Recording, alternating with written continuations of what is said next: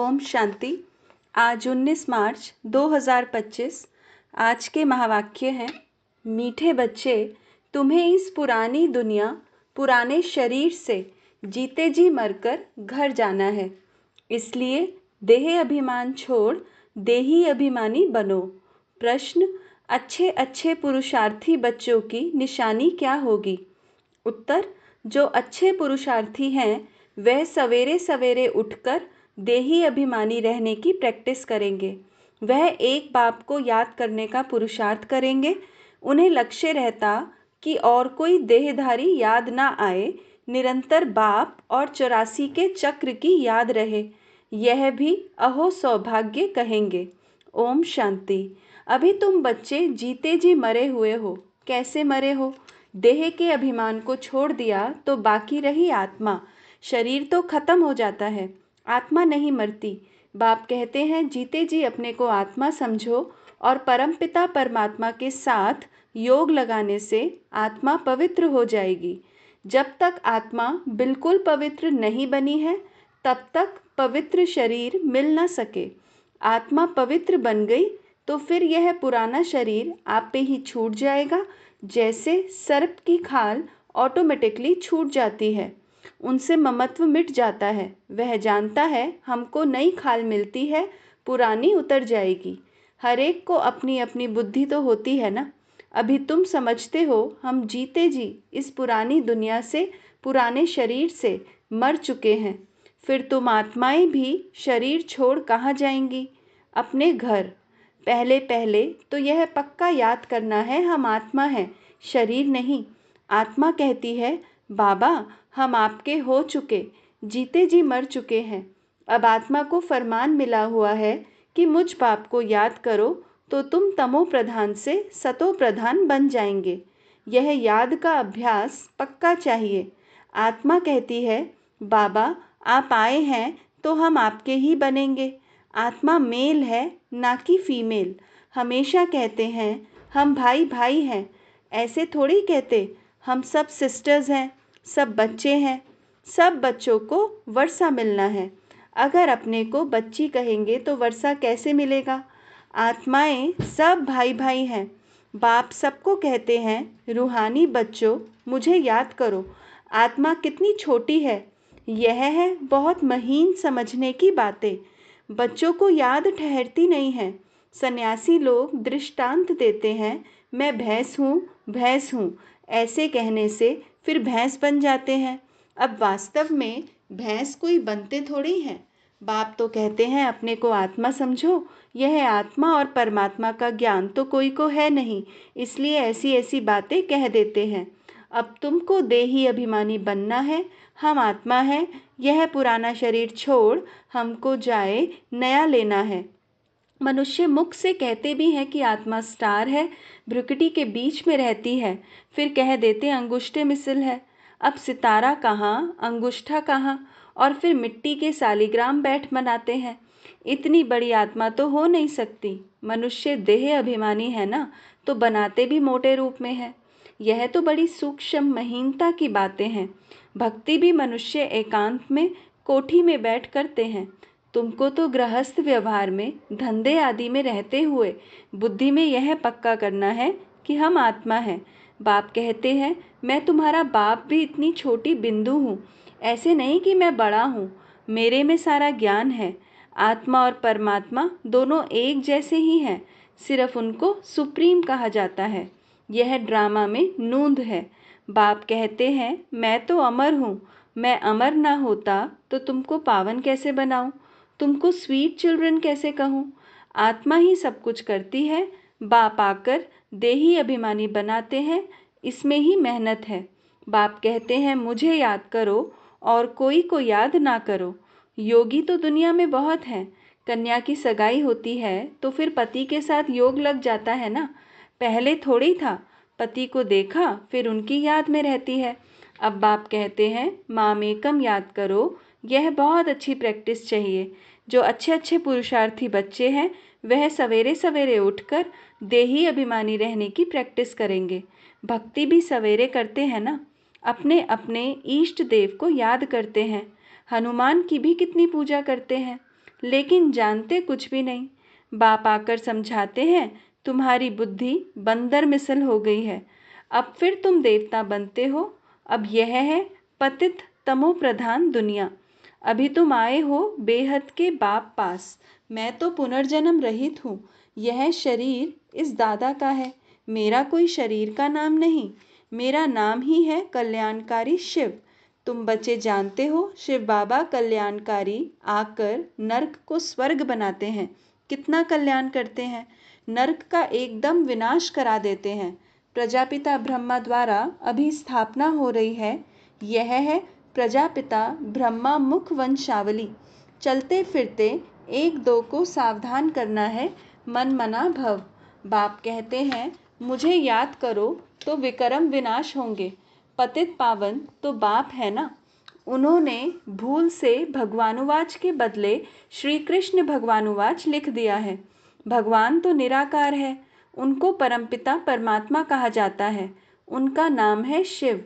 शिव की पूजा भी बहुत होती है। शिव काशी कहते रहते हैं। भक्ति मार्ग में अनेक प्रकार के नाम रख दिए गए हैं। कमाई के लिए अनेक मंदिर बनाए हैं। असली नाम है शिव। फिर सोमनाथ रखा है। सोमनाथ सोमरस पिलाते हैं, ज्ञान धन देते हैं। फिर जब पुजारी बनते हैं तो कितना खर्चा करते हैं उनके मंदिर बनाने पर, क्योंकि सोमरस दिया है ना। सोमनाथ के साथ सोमनाथिनी भी होगी। यथा राजा रानी तथा प्रजा सब सोमनाथ सोमनाथिनी है। तुम सोनी दुनिया में जाते हो, वहाँ सोने की ईंटें होती हैं, नहीं तो दीवारें आदि कैसे बने। बहुत सोना होता है, इसलिए उसको सोने की दुनिया कहा जाता है। यह है लोहे पत्थरों की दुनिया। स्वर्ग का नाम सुनकर ही मुख पानी हो जाता है। विष्णु के दो रूप लक्ष्मी नारायण अलग अलग बनेंगे ना। तुम विष्णुपुरी के मालिक बनते हो, अभी तुम हो रावणपुरी में। तो अब बाप कहते हैं, सिर्फ अपने को आत्मा समझ मुझ बाप को याद करो। बाप भी परम धाम में रहते हैं, तुम आत्माएं भी परम धाम में रहती हो। बाप कहते हैं, तुमको कोई तकलीफ नहीं देता हूँ, बहुत सहज है। बाकी यह रावण दुश्मन तुम्हारे सामने खड़ा है, यह विघ्न डालते हैं।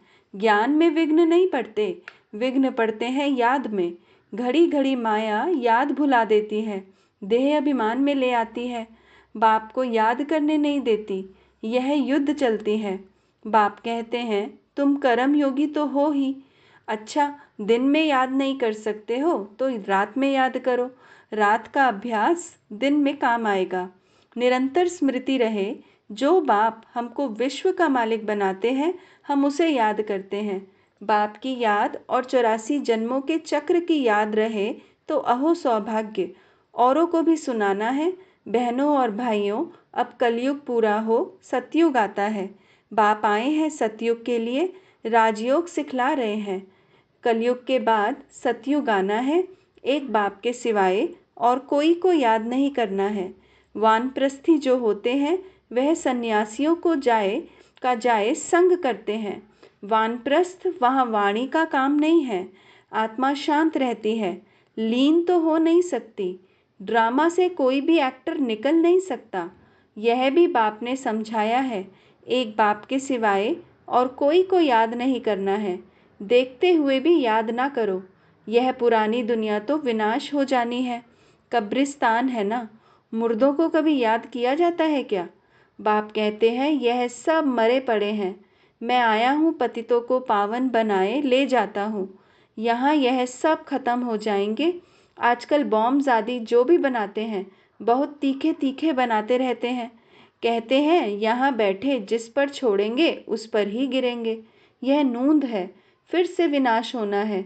भगवान आते हैं, नई दुनिया के लिए राजयोग सिखला रहे हैं। यह महाभारत लड़ाई है जो शास्त्रों में गाई हुई है।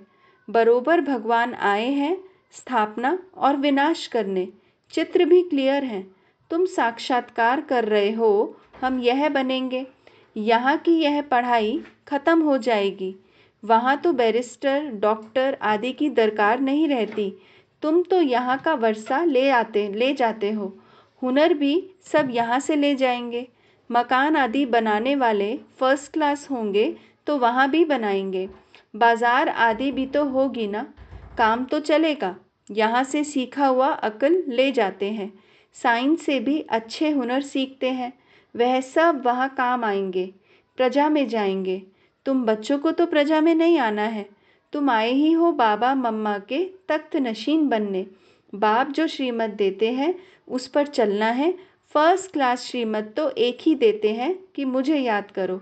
कोई का भाग्य अनायास भी खुल जाता है, कोई कारण निमित्त बन पड़ता है। कुमारियों को भी बाबा कहते हैं शादी तो बर्बादी हो जाएगी, इस गटर में मत गिरो। क्या तुम बाप का नहीं मानेंगी, स्वर्ग की महारानी नहीं बनेंगी? अपने साथ प्रण करना चाहिए कि हम उस दुनिया में कभी नहीं जाएंगे, उस दुनिया को याद भी नहीं करेंगे। शमशान को कभी याद करते हैं क्या?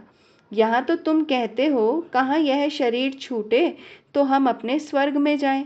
अब 84 जन्म पूरे हुए, अब हम अपने घर जाते हैं। औरों को भी यही सुनाना है। यह भी समझते हो बाबा बगैर सतयुग की राजाई कोई दे ना सके। इस रथ को भी कर्म भोग तो होता है ना। बाप दादा की भी आपस में कभी रूह रिहान चलती है। यह बाबा कहते हैं, बाबा आशीर्वाद कर दो, खांसी के लिए कोई दवाई करो या छू मंत्र से उड़ा दो। कहते हैं नहीं, यह तो भोगना ही है। यह तुम्हारा रथ लेता हूँ, इसके एवज में तो देता ही हूँ। बाकी यह जो तुम्हारा हिसाब किताब है, अंत तक कुछ ना कुछ होता रहेगा। तुम्हें आशीर्वाद करूं तो सब पर करना पड़े। आज यह बच्ची यहाँ बैठी है, कल ट्रेन में एक्सीडेंट हो जाता है, मर पड़ती है, बाबा कहेंगे ड्रामा। ऐसे थोड़ी कह सकते कि बाबा ने पहले क्यों नहीं बताया, ऐसा कायदा नहीं है। मैं तो आता हूँ पतित से पावन बनाने, यह बतलाने थोड़ी आया हूँ। यह हिसाब किताब तो तुमको अपना चुकतू करना है, इसमें आशीर्वाद की बात नहीं। इसके लिए जाओ सन्यासियों के पास, बाबा तो बात ही एक बताते हैं। मुझे बुलाया ही इसलिए है कि हमको आकर नर्क से स्वर्ग में ले जाओ। गाते भी हैं पतित पावन सीताराम, परंतु अर्थ उल्टा निकाल दिया है। फिर राम की बैठ महिमा करते रघुपति राघव राजा राम। बाप कहते हैं इस भक्ति मार्ग में तुमने कितने पैसे गंवाए हैं। एक गीत भी है ना, क्या कौतुक देखा, देवियों की मूर्तियां बनाए पूजा कर फिर समुद्र में डुबो देते हैं। अब समझ में आता है कितने पैसे बर्बाद करते हैं, फिर भी यह होगा। सतयुग में तो ऐसा काम होता ही नहीं, सेकंड बाय सेकंड की नूंद है। कल्प बाद फिर यही बात रिपीट होगी।